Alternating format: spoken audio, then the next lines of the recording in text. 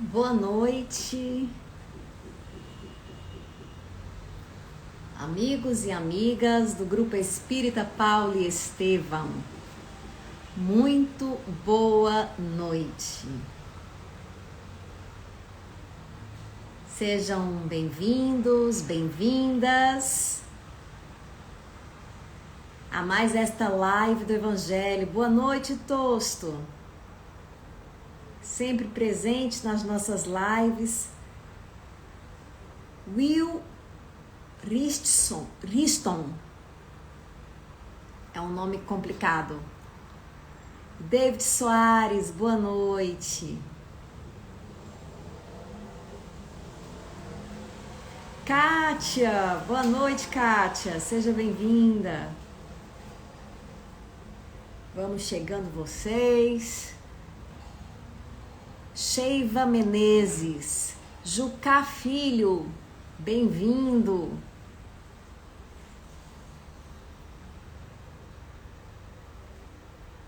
Entrando, vamos já começar aqui mais um tema do Evangelho. Oi, Kilvia, você foi a primeira que apareceu aqui para mim. Bem-vinda.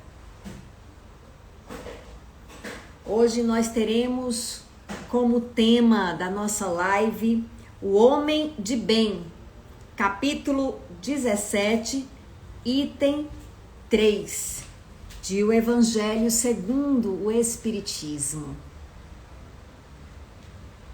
Amanhã, a live do Evangelho terá como tema Caracteres da Perfeição e será com Aníbal Albuquerque. Sexta-feira nós teremos as palestras públicas na Piedade e na Água Fria. Na Piedade, o tema será o Evangelho do Dia a Dia e o palestrante Wellington Nunes. E na Água Fria, o tema será o que encontrei do outro lado da vida e o palestrante Césio Santiago. Sempre avisamos que a palestra da Água Fria é transmitida também aqui no nosso Instagram. Dados os avisos, eu vou fazer a leitura de uma mensagem para introduzir a nossa live de hoje. Essa mensagem é do livro Aprendendo a Lidar com as Crises, de Mensagens Mediúnicas, por Vanderlei Pereira.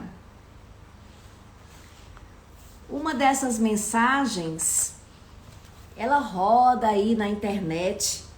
Já vi atribuída ao médium Divaldo Franco, atribuída ao próprio Vanderlei Pereira. Mas o Vanderlei Pereira é o médium da mensagem. A mensagem é do espírito Diocleciano. E ela se chama Ser Espírita. Então eu vou aqui ler para vocês. É uma mensagem um pouco mais extensa do que eu costumo ler, um pouco mais extensa do que aquelas que eu costumo ler. E ela começa assim: Ser espírita não é ser nenhum religioso, é ser cristão. Não é ostentar uma crença, é vivenciar a fé sincera. Não é ter uma religião especial, é deter uma grave responsabilidade. Não é superar o próximo, é superar a si mesmo. Não é construir templos de pedra, é transformar o coração em templo eterno. Ser espírita não é apenas aceitar a reencarnação, é compreendê-la como manifestação da justiça divina e caminho natural para a perfeição. Não é só comunicar-se com os espíritos, porque todos indistintamente se comunicam, mesmo sem o saber. É comunicar-se com os bons espíritos para se melhorar e ajudar os outros a se melhorarem também. Ser espírita não é apenas consumir obras espíritas para obter conhecimento e cultura. é transformar os livros, suas mensagens, em lições vivas para a própria mudança. Ser sem vivenciar é o mesmo que dizer sem fazer. Ser espírita não é internar-se no centro espírita fugindo do mundo para não ser tentado. É conviver com todas as situações lá fora, sem alterar-se como espírita, como cristão. O espírita consciente é espírita no templo, em casa, na rua, no trânsito, na fila, ao telefone, sozinho ou no meio da multidão, na alegria e na dor, na saúde e na doença. Ser espírita não é ser diferente, é ser exatamente igual a todos, porque todos são iguais perante Deus. Não é mostrar-se que é bom, é provar a si próprio que se esforça por ser bom, porque ser bom deve ser um estado normal do homem consciente. Anormal é não ser bom. Ser espírita não é curar ninguém, é contribuir para que alguém trabalhe a sua própria cura. Não é tornar o doente um dependente dos supostos poderes dos outros, é ensinar-lhe a confiar nos poderes de Deus e nos seus próprios poderes que estão na sua vontade sincera e perseverante. Ser espírita não é consolar-se em receber, é confortar-se em dar, porque pelas leis naturais da vida é mais bem-aventurado dar do que receber. Não é esperar que Deus desça até onde nós estamos, é subir ao encontro de Deus, elevando-se moralmente e esforçando-se para melhorar sempre. Isto é ser espírita, com as bênçãos de Jesus, nosso mestre Diocleciano. Muito bem. Lida esta lição aqui de abertura, né, em que nós falamos um pouquinho do que é ser espírita. Nós vamos entrar justamente no tema do capítulo 17 do Evangelho segundo o Espiritismo, Sede Perfeitos. Esse é o título do capítulo 17 do Evangelho segundo o Espiritismo.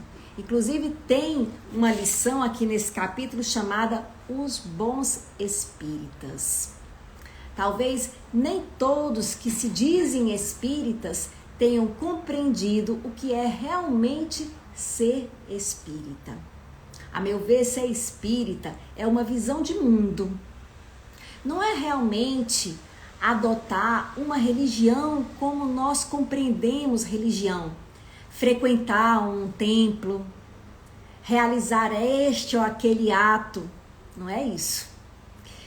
É um estudo, é um conhecimento, é estar sempre buscando ampliar esse conhecimento sobre a vida após a morte e a relação dessa vida com a vida que nós temos aqui, enquanto seres espíritos encarnados. Esse é o grande objetivo da doutrina espírita. É uma doutrina que estuda as relações do homem com o invisível. Assim se colocou Allan Kardec, seu codificador, muitas vezes. Mas a gente esquece, porque é mais fácil a gente querer cumprir determinadas normas, procedimentos que alguém nos diz. Porque aí a gente abdica da própria consciência, do esforço de pensar, do esforço de refletir. E como dizia o psiquiatra suíço Carl Gustav Jung, o grande mal da humanidade é a preguiça. Nós temos preguiça de pensar por nós mesmos. Queremos encontrar um guru, um mestre que nos diga o que fazer, porque não queremos chegar às nossas próprias conclusões através da autorreflexão. E a lição de hoje vai falando um pouquinho disso. ela se chama O Homem de Bem, é o item 3 desse capítulo 17. É uma lição que tem vários detalhes sobre indicativos de como nós identificamos um homem de bem no mundo. Nós já falamos em outra live desse tema.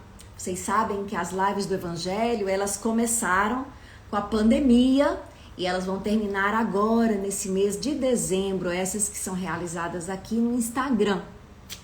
E esse tema, o homem de bem, já foi falado, acho que ano passado, aqui na live do Evangelho. E hoje nós vamos retomar esse tema, porque nunca é demais a gente repetir, refazer as nossas reflexões, recordar os nossos objetivos, propósitos nesse mundo. E é o que nós estamos fazendo aqui. Então, nessa lição, ela é uma lição escrita por Allan Kardec. Nessa lição, o mestre lyonês, Allan Kardec, vai nos falar do verdadeiro homem de bem, de quem é ele. E ele começa dizendo que esse homem de bem é o que cumpre a lei de justiça, amor e caridade na sua maior pureza. Pronto, nós vamos falar já daqui a respeito disso, fazendo aqui uma reflexão. O homem de bem é aquele que cumpre a lei de justiça, de amor e caridade. Parece muito simples, porém, como é que a gente consegue identificar se está verdadeiramente cumprindo essa lei? Me digam. Como é que a gente consegue definir quais são os limites do que é justo, do que é amoroso, do que é caridoso? Como é que nós definimos o que é certo e o que é errado? Claro que algumas coisas são bem claras, mas existem momentos na vida em que nós não temos muita certeza do que é certo, do que é errado, do que é justo, do que deve ser feito para estar nessa trilha do homem de bem, para sermos pessoas de bem. E a gente tem medo de errar. E aí é quando nós buscamos quem nos diga o que fazer, alguém com uma autoridade maior que possa nos dizer o que fazer. Mas a grande verdade, gente, é que é muito difícil mesmo, para não dizer impossível, nós termos essa clareza nesse mundo em que nós vivemos, aqui no mundo material. Não existe essa clareza do que é o certo e errado em algumas circunstâncias. Vamos aqui, eu vou até contar aqui para vocês uma história que eu li há um tempo, nunca esqueci, que é uma história de um dos maiores escritores, é um conto de um dos maiores escritores da literatura brasileira, que é Machado de Assis.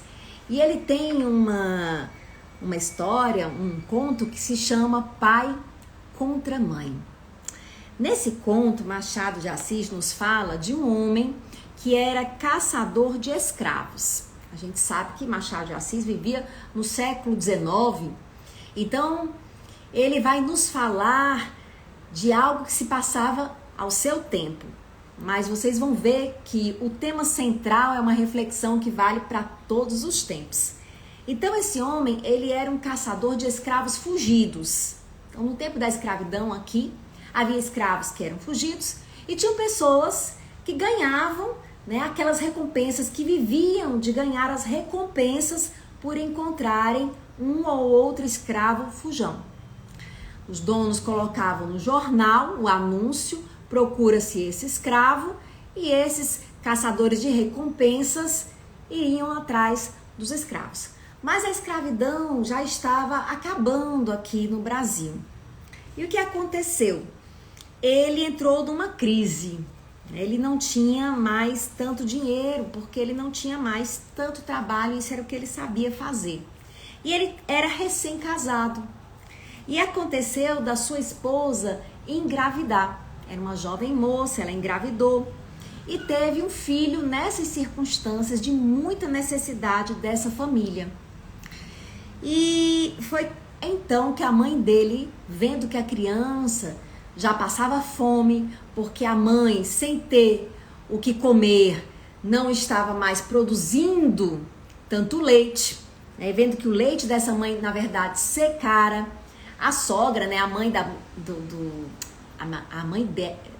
dele, na verdade, né, a sogra dessa moça, falou pro filho, se vocês continuarem criando esse bebê, ele vai morrer, ele não vai resistir.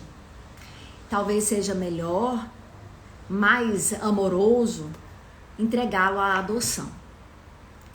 E aí ele ainda tenta alguns dias e vendo que não conseguia, né, mais trabalho, resolveu entregar a criança para adoção. E ele vai com seu filho para adoção, passa por uma banca de jornal onde vê o anúncio, né, de que há um escravo fugido, uma escrava fugida. E coincidentemente, antes que ele deixe a criança para adoção, ele vê a escrava fugida. E ele pensa, meu Deus, é isso que eu precisava agora. Aí ele coloca a criança, ele pede para o farmacêutico, ele vinha passando perto da farmácia, que era de um conhecido seu, ele pede para o farmacêutico ficar com a criança ali, porque ele vai capturar a escrava para obter a recompensa e assim ficar com seu filho. Acontece que quando ele vai ao encontro da escrava para prendê-la, ela chora e diz a ele, pede a ele que não a entregue para o seu dono, porque o dono dela é muito mau, a maltrata bastante e ela está grávida. E se ele a devolver para o dono, ela vai perder o filho dela. Por isso que o nome do texto é Pai contra Mãe. Aí o que acontece? Ele entra num dilema. O que é o certo? O que é o errado? O que vocês acham?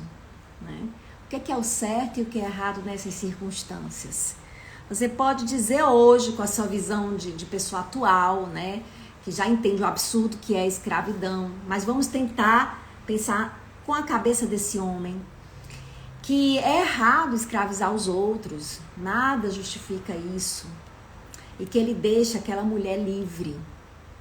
Mas vejam, se ele deixá-la livre, ele vai entregar o filho dele para adoção.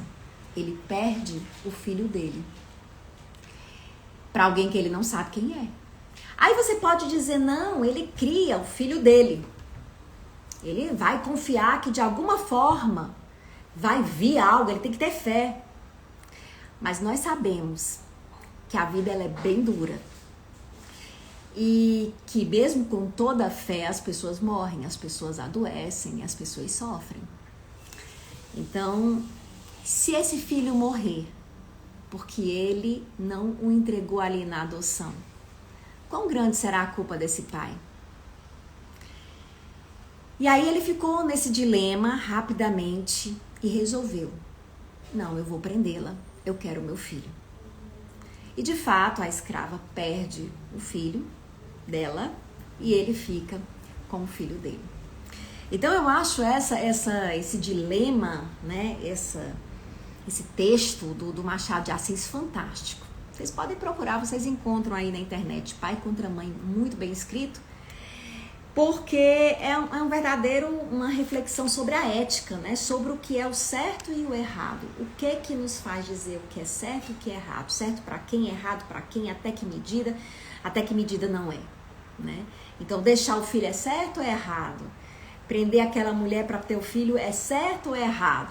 Então as coisas no mundo onde nós vivemos, elas não são tão demarcadas, né, do que é certo e do que é errado, do que é bom, do que é ruim, né? O que às vezes parece ser o bom pode ser um mal. Então a gente não tem essas certezas muito claras e tão bem definidas quanto gostaria, né? Nós gostaríamos que tivesse um manual de instruções e aí nós seguiríamos essas regras. Mas não é assim que funciona o mundo. E aí o que a gente faz? Né? Então, como é que a gente deve proceder para cumprir a lei de justiça, amor e caridade? Se essa lei não está escrita em canto nenhum, se não está definido claramente o que tem que ser feito, a gente tem que fazer o bem. né? Mas o que é o bem, de fato, ali, às vezes é bem para um outro é o mal, né? Então, assim, o que a gente deve fazer? E aí a gente lembra de uma inscrição que estava, né, no oráculo de Delfos, que é repetida em O Livro dos Espíritos, que é: conhece-te a ti mesmo e conhecerás o universo.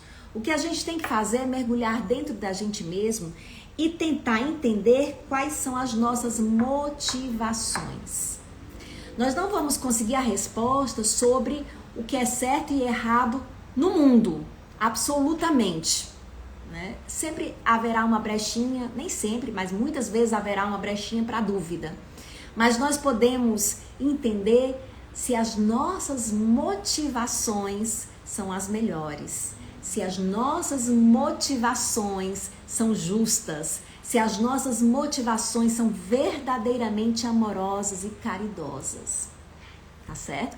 Sem nos enganar, aqui na intimidade do nosso templo, como falou aqui a lição, né, de início, essa mensagem mediúnica de Vanderlei Pereira, né? Então a gente tem que mergulhar no nosso templo interno, da nossa consciência, e tentar entender se o que nós estamos buscando realmente numa determinada atitude, ao tomar determinada escolha, né, determinado caminho, é de fato a justiça, o amor e a caridade, né? Então, por exemplo, quando nós mergulhamos na nossa consciência, nós vamos ver que muitas vezes o que chamamos de justiça é vingança. Quando nós mergulhamos na nossa consciência, veremos que muitas vezes o que nós chamamos de amor é desejo, é posse. Quando nós mergulhamos na nossa consciência, vemos que, não raro, o que nós chamamos de caridade é presunção, é exibicionismo, é desejo de parecer melhor, superior aos demais. Então nós temos que buscar as nossas motivações. E é interessante, gente, que também essas motivações, elas se misturam, né? Mistura-se um desejo de se mostrar com um desejo de ajudar. Então, na hora que eu tomo consciência, eu vou dizer: olha, eu tô vendo que quando eu quero ajudar fulano, uma parte minha quer se mostrar, mas eu sei que uma parte minha realmente deseja ajudar.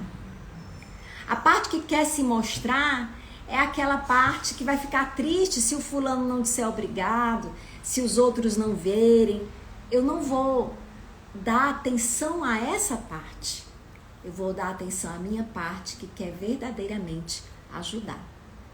Também eu não vou dizer que eu sou pior do que o resto do mundo, porque sinto isso. Isso é muito humano. Nós temos que reconhecer a nossa humanidade.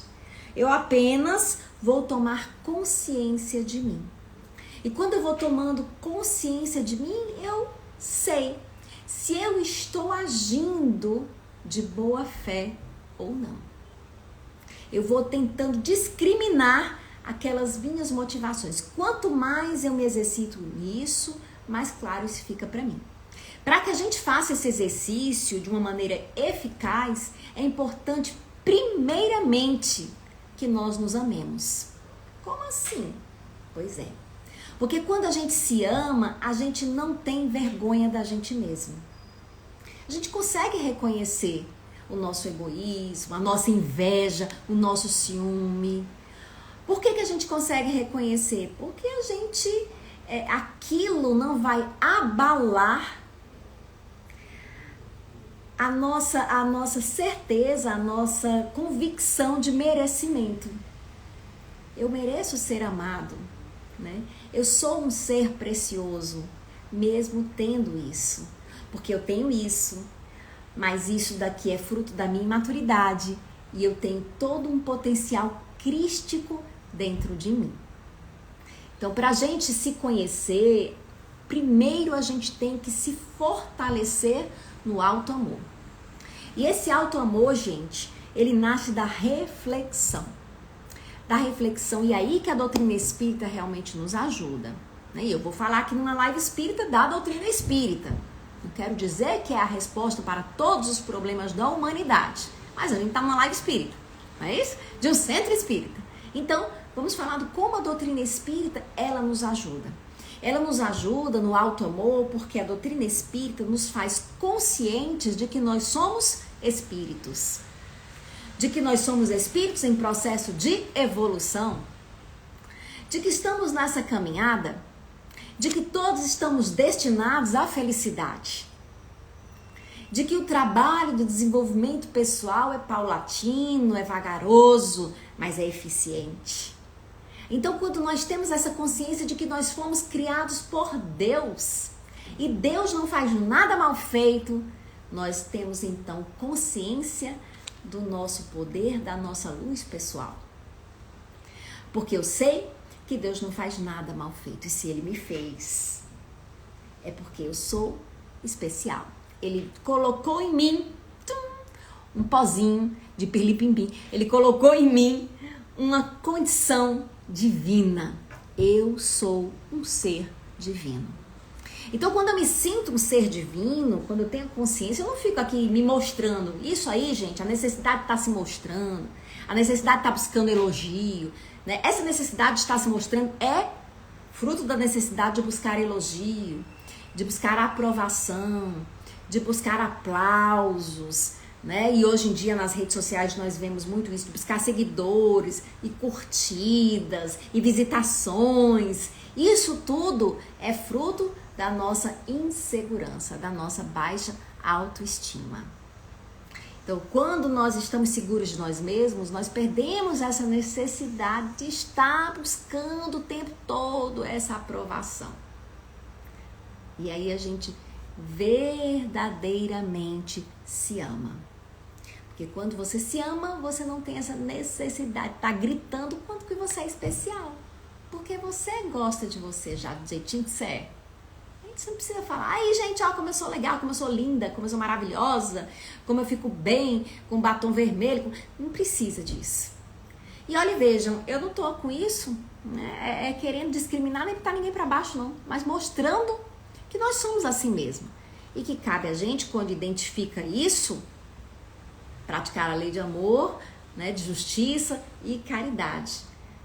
Focar no que verdadeiramente importa nesse mundo. E aí, gente, o Kardec vai se estendendo em mais e mais descrições do homem de bem, que eu falei numa live passada já, que é uma pessoa que não é ansiosa, é uma pessoa que confia, que aceita, mas não se acomoda, uma pessoa que sabe se colocar no lugar do outro, uma pessoa que sabe se alegrar com a alegria do outro e sofrer com o sofrimento do outro, oferecendo um ombro amigo, a ajuda que o outro não está conseguindo. O verdadeiro espírita, ele despe-se dos preconceitos, ele aceita as diferenças, ele valoriza o que é bom, o foco dele é no bem. Ele se ama e ele é desapegado. O verdadeiro espírita, o verdadeiro homem de bem é responsável e ele procura sempre ser justo. Enfim, ele pratica a chamada regra de ouro, que é fazer ao outro o que gostaria que o outro nos fizesse. E assim se constrói o homem de bem, de coração. Deixa eu ver aqui os comentários de vocês sobre essa passagem, né? Sobre o que nós estávamos falando aqui. As contribuições, vocês falam, eu gosto muito, vocês dão contribuições, acabam puxando reflexões mais profundas. Guilherme, eu também vou sentir saudade das lives, né? Mas tudo tem um tempo e agora, né, a casa ela tem que se concentrar. O GEP, ele é composto, né, os evangelhos, os grupos de estudos são de voluntários, né? E esses voluntários têm que estar disponíveis lá na casa para trabalhar, para fazer o seu trabalho. Deixa eu ver aqui comentários de vocês. Eu tô vendo aqui um comentário, eu passei por algum da Malu. Tá aqui, Malu. A doutrina espírita é uma boa terapia. Ah, legal, Malu. 2 ferramentas incríveis que podem ajudar a gente a encontrar esse alto amor. Isso. Isso, realmente, Malu. Na verdade, gente, as terapias, né, assim, a princípio, acreditava-se, né, que as psicoterapias eram para pessoas que tinham distúrbios, transtornos, problemas psíquicos mais graves. Ela nasceu daí, né, a psicologia moderna, Freud, né, no atendimento das mulheres que eram chamadas as histéricas, acabou chegando à psicanálise e desde então houve um grande avanço nas ciências psíquicas, né, nas psicoterapias. E hoje, né, depois disso tudo, acredita-se que qualquer pessoa, que na verdade não existe dessa indicação da psicoterapia só para pessoas que estão em sofrimento grave psíquico, né, transtorno, alguma coisa, mas um sofrimento psíquico que nós todos temos. E o que é que essa é o grande desafio, o que ela oferece, né? A psicoterapia tem um livro do Jung, novamente, que eu falei para vocês a princípio, que acho que é a prática da psicoterapia, em que ele fala que ela é uma espécie de educação, né, da psique, né, uma forma de educação pessoal, de nós nos educarmos, né? Então, e toda educação, ela exige um conhecimento, né, que você estude, que você preste atenção, né, a gente rever a lição, a gente focalizar um objetivo. Então nós aqui no mundo ocidental, pelo menos, eu posso dizer pela nossa experiência de ocidentais, não temos esse hábito, né, de refletir, de pensar e de estudar sobre a psique, sobre a alma humana. E aí nisso nós nos enfraquecemos, empobrecemos. E aí as psicoterapias, elas entram como uma alternativa para que nós nos voltemos para nós mesmos. A grande proposta é essa. Então, é que a pessoa aprenda a voltar para si mesma. Mas você pode ter a sua prática pessoal meditativa, autorreflexiva, né? E isso já é de grande tamanho. Então, o Espiritismo, por ser uma doutrina que incentiva muito o estudo, ela nos facilita, né? Ela dá subsídios para esse autoconhecimento, né? E aí a gente não pode dizer que a doutrina espírita é uma terapia, longe disso, dessa ousadia, uma psicoterapia, mas ela tem resultados terapêuticos, tá? Resultados que levam ao crescimento e à saúde psicológica também, né? Toda religião que tem uma base, né, que se fundamente na reflexão, que não leve, né, que não nos faça fanáticos ou preconceituosos, ela está trabalhando, ajudando na nossa saúde psíquica. Já em qualquer religião nós encontramos pessoas que sabem vivenciar esse conhecimento, crescendo, e pessoas destrutivas, né, que disseminam o medo, que disseminam os preconceitos. No próprio Espiritismo isso também acontece. E não é só nas outras religiões, não. No próprio Espiritismo tem espíritas que vivem apavorados com medo de espíritos obsessores. Vamos parar de nos preocupar se a gente tem o espírito obsessor do lado ou não. Como assim, Caroline? Aí a gente não vai ligar? Não, vá. Tem um remédio, né, para você evitar a obsessão, seja de um espírito, seja sua auto-obsessão. Tá aí. Pratique a lei de justiça, amor e caridade. Né? Vá em busca de se conhecer, de crescer. Agora a gente não quer crescer, né? A gente quer ser crescido, a gente não quer se desenvolver, quer ser desenvolvido. E aí torna aquela história da preguiça. Então, o nosso convite dentro da doutrina espírita é de estudo, de autoconhecimento, né? E de conhecimento do ser, né? Para você se conhecer, gente, não é só saber quem eu sou, né? E isso já é muito difícil, né? Quem eu sou verdadeiramente. Mas você pode conhecer também a sua estrutura, o que é você. Né? Então, eu sou um ser encarnado, eu sou um espírito, eu tenho uma multiplicidade dimensional, eu tenho uma dimensão material, eu tenho uma dimensão imaterial, emocional, eu tenho uma dimensão do pensamento. Então, tudo isso eu vou tomando consciência. Eu entendo que, por exemplo, um adoecimento, ele mexe com todas essas minhas dimensões, ele reverbera em todas as minhas dimensões. Então, não basta eu cuidar do corpo, eu tenho que cuidar também das outras dimensões, da dimensão do corpo emocional, da dimensão do corpo mental, né, do corpo etérico. Então, todo tratamento de qualquer desequilíbrio, seja psicológico, seja físico, ele precisa de uma ação em todos os níveis do ser. Então, autoconhecimento é você saber que você é esse ser múltiplo, né, de várias dimensões, para que você possa se conhecer nas múltiplas dimensões, né?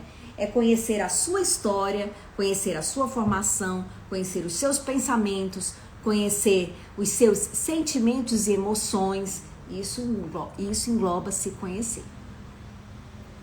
Deixa eu ver mais alguma coisa que vocês tenham colocado aqui.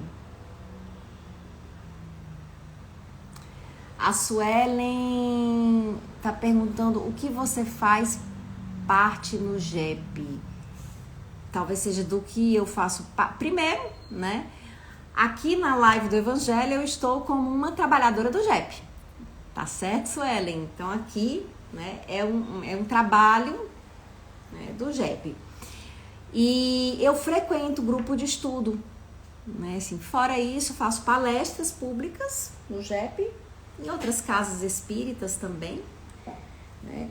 E também grupos de estudo, tá certo? E aí o grupo de estudo do Espiritismo, no momento eu entrei no grupo de estudo de um pensador, de um filósofo que tem algumas ideias convergentes com a doutrina espírita, que é o Pietro Baldi, né? Eu estou estudando, conhecendo um pouquinho, porque eu gosto de conhecer tudo, né? É por aí.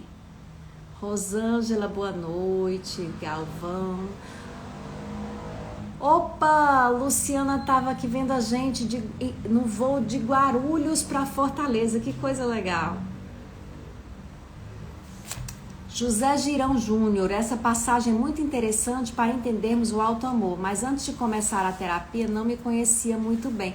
Pois é, José, a gente às vezes precisa dessa ajuda, né? Porque como nós não temos esse hábito de refletir, né, de olhar para a gente mesmo, e aí a terapia ela é importante para isso também, né? Olha, a Luciana pede uma prece pro seu voo chegar em paz. Vai chegar, Luciana, tá chegando, se Deus quiser, você vai vir muito em paz, graças a Deus. O Júnior Fernandes quer conhecer a doutrina espírita. Júnior, você pode ir no JEP, se você for aqui de Fortaleza, né? Tem várias casas espíritas. No JEP você pode, talvez a que a gente chama porta de entrada do JEP, são as atividades da quarta e da quinta-feira, que são as atividades do atendimento espiritual, né? Das quais faz parte essa live aqui.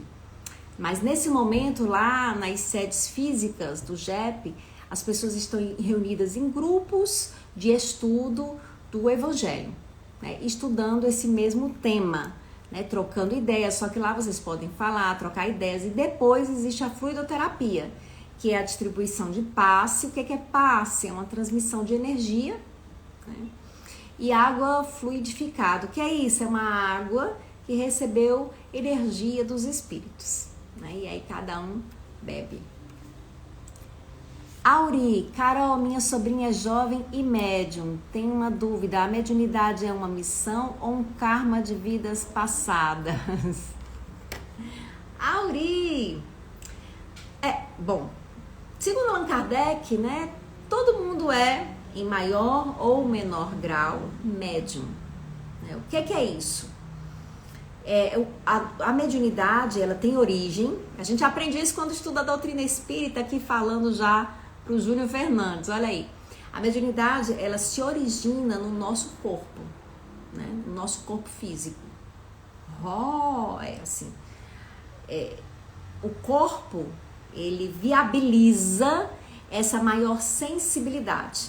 Não tem pessoas, né, que nascem, por exemplo, com uma escuta mais sensível, né, por alguma alteração no seu sistema nervoso, no cérebro, enfim, né, mais apurada. Então tem gente que nasce com a sensibilidade maior para captar o mundo espiritual. Isso tem a ver com a sua estrutura orgânica.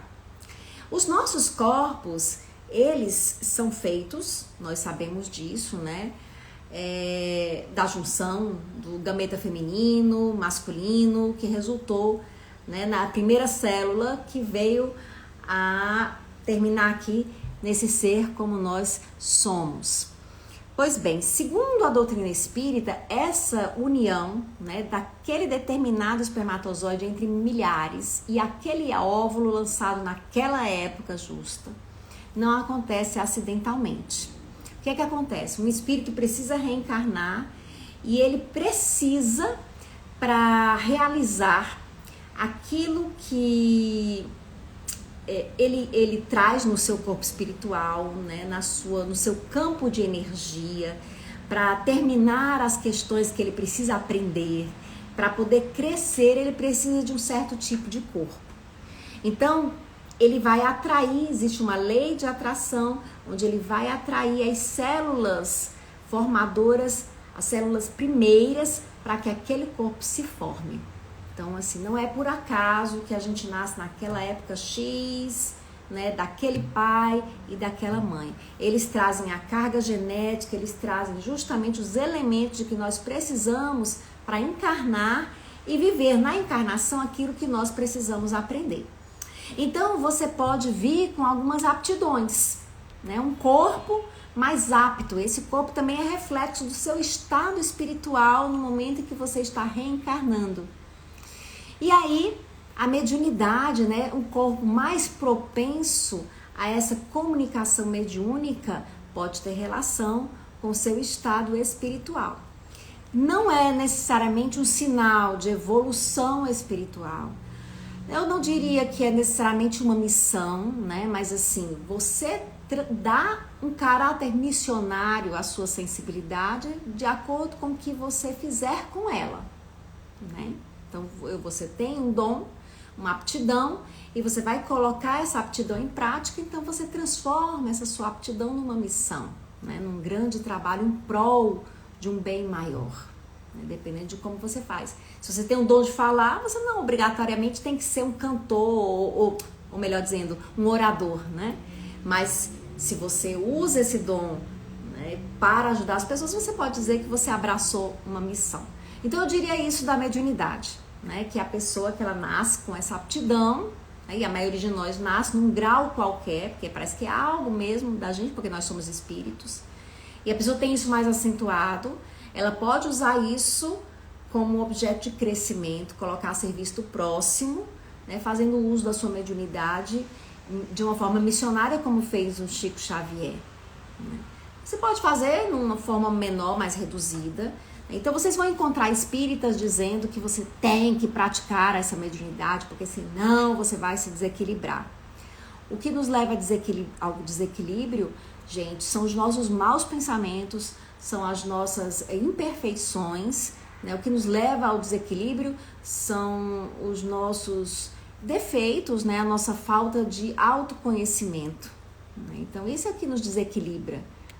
Agora, assim, o que a gente vai fazer da vida, a gente tem que sentir o nosso coraçãozinho nos chamando, mas o que quer que nós façamos bem, né? Então, eu não diria que é uma missão, não, é um karma no sentido de que por exemplo, eu falei para vocês de Ivone Pereira, né?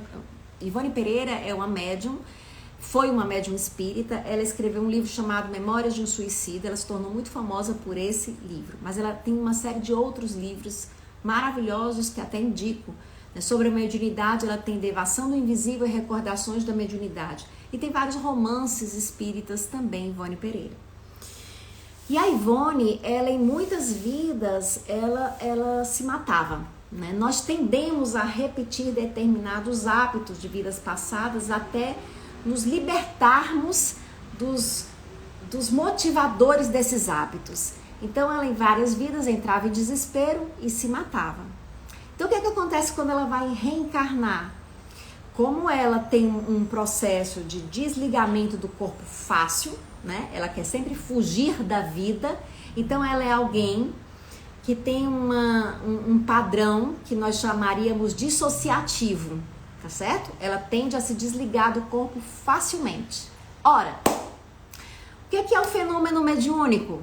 O fenômeno mediúnico é um fenômeno que a gente chama, se for na parapsicologia, é um fenômeno paranormal, né? É um fenômeno eu ia dizer um nome aqui, esqueci. Estado ampliado de consciência. Hoje em dia não se fala mais estado alterado, né? Um estado ampliado, transpessoal de consciência. É o fenômeno mediúnico, em que há uma dissociação, né? O espírito, ele meio que se desliga temporariamente, assim, relativamente do corpo físico, né? Então há uma expansão do corpo espiritual, então, e um desligamento do corpo físico, dos laços do corpo físico. Então, como Ivone tinha esse padrão, né? Só que em desequilíbrio de outras vidas, ela, ao reencarnar, ela fez um imprint, né? Ela imprimiu nesse corpo físico esse padrão. Então ela tinha uma mediunidade que era a mediunidade de desdobramento. Ela sai do corpo, né? Ela saía do corpo.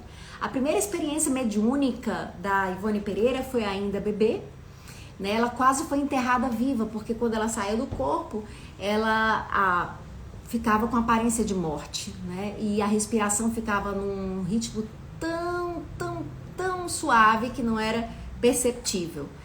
E isso foi o que? No começo do século XX, 1900, eu acho que foi o ano que ela nasceu. Então vocês veem que aí ela nasceu com isso, né? Então é um karma? Né? De certa forma é uma consequência, o karma enquanto a baixa qualidade da conexão. Desculpa aí, gente, mas não tem como aumentar a qualidade dessa conexão.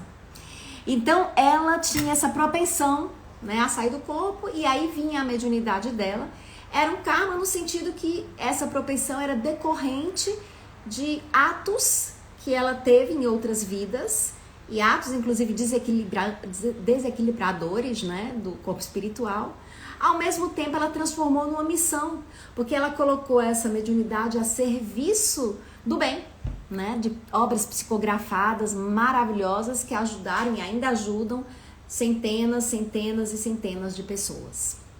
Então, esse caráter de missão nós podemos dar, né? Então, nós aqui dificilmente seremos espíritos missionários como um Cristo, como um Gandhi, né? Como um Dalai Lama, um Papa.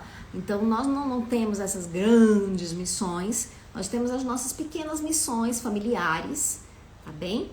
Mas a mediunidade pode ser transformada numa missão e ela nasce, né? Ela é um imprint do espírito no momento da reencarnação. Então, eu sugiro a sua sobrinha que faça parte de um grupo de estudo da mediunidade para que ela aprenda a controlar a expressão mediúnica, né? Porque tem médiuns descontrolados e aí eles dão passagem a espíritos, às vezes em lugares públicos, passam vergonha, são tidos como pessoas loucas e tal. Então, em que ela possa educar a mediunidade, aprender a controlar essa expressão mediúnica, e aí ela vai ver o que vai fazer com isso, né? É um caminho que ela vai escolher. Deixa eu ver aqui. A Malu dizendo que ainda existe um preconceito a respeito de quem faz acompanhamento psicológico. Tu jura, Malu? Ai, meu Deus. O que é uma grande bobagem, penso. Pois é, no meu meio já não tem mais preconceito, porque o meu meio é de gente espírita, gente de humanas e de psicólogos. Então nós não temos esse preconceito. O que é uma grande bobagem, penso. Hoje eu consigo me gostar e respeitar mais desde que comecei a minha. Ah, que legal, Malu. Fica o seu exemplo aí para outros, né? Que podem também escolher esse caminho da psicoterapia. O Sérgio Pinto diz assim, o ser de uma forma holística. A expressão holística, Sérgio, vem de holos, né? Do todo. Né? Então, a visão holística, o que é essa visão holística, né, da humanidade?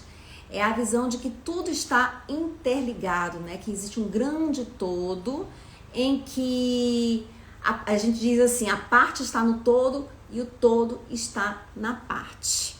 Mas como tudo que vira moda, né? Às vezes as pessoas distorcem, fica parecendo só mesmo uma série de aparências místicas, né? De atitudes místicas que não têm conteúdo e que não fazem essa conexão realmente com o todo. Né? Kátia, está todo mundo em choque com o término das suas lives em 2022. Fique não, Kátia, fique não em choque. As coisas se transformam e tem uma música do Oswaldo Montenegro que diz assim: as coisas se transformam, isso não é bom nem mal, é parte da vida, elas se renovam, coisas novas virão, se Deus quiser, ainda melhores. Deixa eu ver mais aqui, se houve mais algum comentário. Ai, minha mãezinha está aqui na live, dona...